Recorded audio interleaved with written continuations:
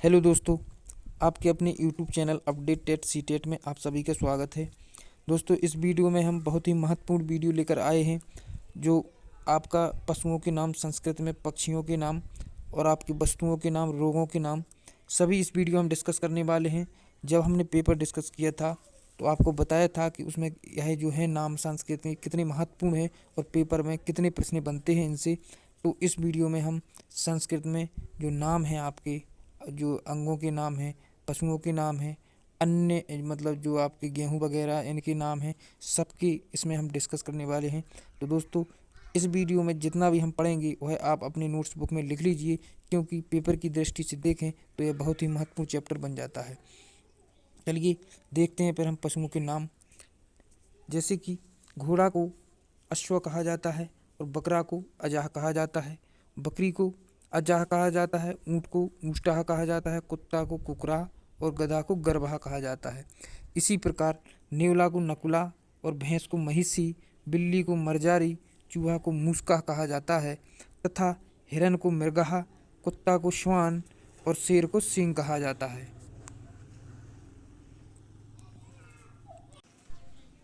फिर हम देखेंगे पक्षियों के नाम। पक्षियों में हम देखें तो उल्लू को उल्लूकाहा कहा जाता है, कबूतर को कपूता कहा जाता है और कौवा को काकाहा, कोयल को कोकिल, तोता को कीराहा और सुक्काहा और मोर को हम मयूर कहेंगे। हंस को मरालाहा कहा जाता है, बाज को शैनाहा कहा जाता है, मैना को सारिका और बगला को बका संस्कृत में हम कहते हैं। इस प्रकार आप ये सब आप याद कर लीजिए और इसको पढ़ लीजिए अच्छे से। अब देखेंगे हम फलों के नाम संस्कृत में। अंगूर को द्रक्षा कहते हैं, सेब को सेबम कहते हैं, जामुन को जाम्बू कहते हैं, केला को कदली फल, और अब इसको याद रख सकते हैं का से केला और का से कदली फल। संतरा को नारंगम, यानी कि अनार को दाड़िम्यम कहा जाता है, दाड़िम्यम।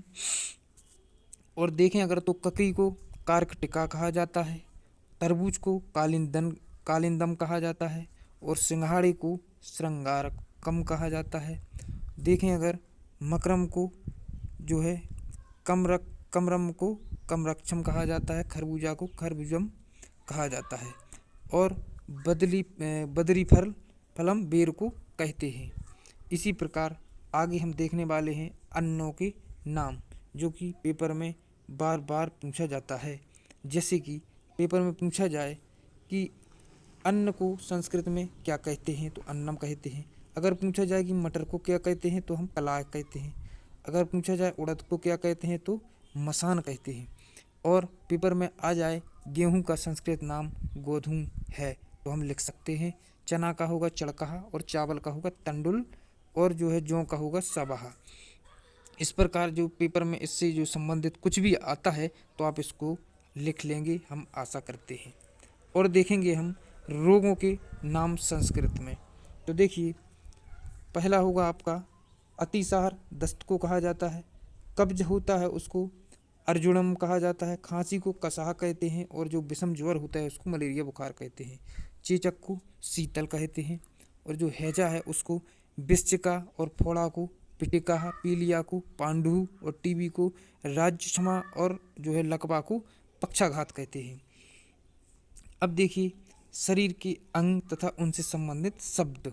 इसी के साथ हम देखेंगे शरीर को मात्रम कहते हैं, गात्रम कहते हैं और सिर को मुंडम, बाल को केस कहते हैं, चोटी को शिखा कहते हैं और स्त्री की चोटी को बेड़ी और माथा को मस्तकम कहते हैं। आँख को लोचनम कहते हैं और आपका जो भौं है उसको भू कहते हैं। गाल को कपोला कहते हैं, मूछ को समश्रु कहते हैं, गर्दन को ग्रीवा, संस्कृत में ग्रीवा कहते हैं गर्दन को। अब बात करेंगे कंधे की। कंधे को स्कंद, छाती को बक्षाह और हाथ को कराहा, पेट को उदराहा और हथेली को हस्तल, नाखून को नकाहा, तोंद को तुंद और जांग को जंगाहा। घुटनी को कहते हैं जानू और खून को कहते हैं रुधिर। अब देखेंगे आपकी हड्डी को जो हड्डी है उसको अस्थि कहते हैं, पसीना को स्वेद कहते हैं, आंसू को अश्रु कहते हैं संस्कृत में। इसी के साथ हम आगे देखेंगे आपका जो है संस्कृत भाषा के अंतर्गत वर्णमाला, यानी कि जो है वर्णमाला के शब्द हैं आपके, संस्कृत भाषा के शब्द हैं और हिंदी भाषा के शब्द हैं, इसको हम देखने वाले हैं। देखिए, अश्व है, अश्व को यानी कि घोड़ा को अश्व कहा जाता है। आम की बात करें तो आमह, चंद्रमा की बात करें तो इंदु, भगवान ईशा, उल्लू, उल्लूकः, अंगूठी जो है उर्मिका। और अगर बात करें ऋषि की तो ऋषि मुनि को ऋषियः, और इलायची को जो है आपका इलायफलम, और इंद्र को ऐरावतः, बिल्ली को जो है ओतुः, और दवाई को औषधम, सूर्य को अंशुमान कहा जाता है। और जो है विसर्ग बताने वाला विसर्ग व्यापकः, बंदर को कपिही और गधा को खरहा कहा जाता है। हाथी की बात करें तो गजह, और घड़ा को घटाह कहते हैं। इसी के साथ हम देखेंगे चिड़िया को चटकाह, छात्रा को छाता को छात्रम, और मनुष्य को जनः कहा जाता है। और मछली को झया, एवं टमाटर को टमाटर फलम, और डमरू को ठेला वाहनम, और जो है ढोलका और ढक्का या जो है कहा जाता है। और बेत को जो है पेड़ है उसको तरु कहते हैं संस्कृत में। इसी के साथ हम देखेंगे पर्वत को ठा, मेढक को दादुरा, और धनुष को धनु, मगरमच्छ को नक्काह, झंडा को पताकाह, फल को फलम, और बगुला को बकाह कहते हैं। भालू को भल्लुका कहा जाता है। इसी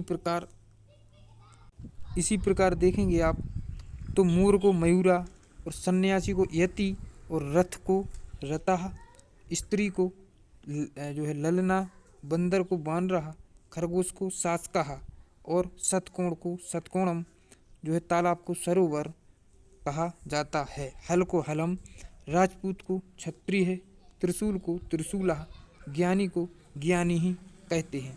तो जो आपके जितने भी आ से ज्ञा तक के शब्द थे वो हमने इसमें देख लिए हैं।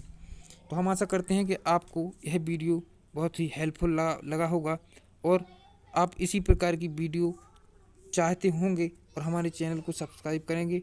और आपका जो अब चैप्टर बचा है गिनती, तो इसको हम अगले वीडियो में डिस्कस करेंगे।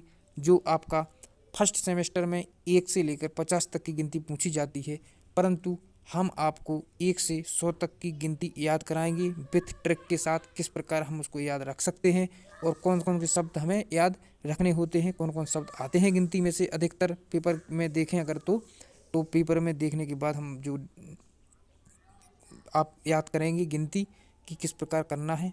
और हमारा जो चैप्टर है, जो आपका संस्कृत में नाम थे विभिन्न जो है वस्तुओं के, और जो है पशु पक्षियों के, और शरीर के अंग रोगों के नाम थे, अन्नों के नाम थे, फलों के नाम थे, हम सब देख चुके हैं। और हम आशा करते हैं कि आपको यह वीडियो अच्छा लगा होगा। अगर अच्छा लगा है तो हमारे चैनल को सब्सक्राइब कीजिए और हमसे जुड़े रहिए। इसी प्रकार की वीडियो के लिए DLED फर्स्ट सेमेस्टर की सभी सब्जेक्ट की प्लेलिस्ट में हमने वीडियो बना दी है, चैप्टर वाइज जो है सामाजिक एवं बाल विकास, अधिगम, संस्कृत, सभी की जो है चैप्टर वाइज वीडियो बना दी है और प्लेलिस्ट बना दी है। आप यूपी टेट CTET करके चैनल पर जाएंगे तो आपको सभी वीडियो उपलब्ध हो जाएंगी। तो मिलते हैं अगली वीडियो में। जब तक अपना और अपनों का ध्यान रखिए, खुश रहिए, पढ़ते रहिए। Thank you.